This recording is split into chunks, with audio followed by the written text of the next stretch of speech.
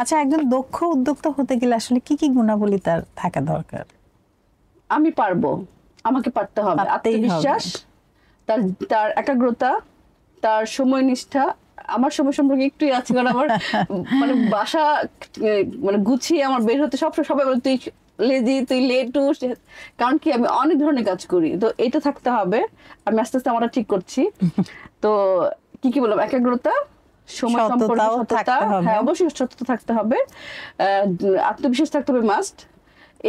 এবং আমি পারবো এই জিনিসটা, আমি কিছু করব, আমাকে কিছু করতে হবে, মানে অলস থাকা যাবে না, না অকর্মণ্য থাকা যাবে না। ওই যে আপনি বললেনই তো শয়তানের কারখানা, অলস মস্তিষ্ক শয়তানের, এটা কিন্তু আমার আব্বু বলতেন এবং আমাদের যারা মুরব্বীরা বাসায় আছেন তারাও কিন্তু এই কথাটাই বলেন।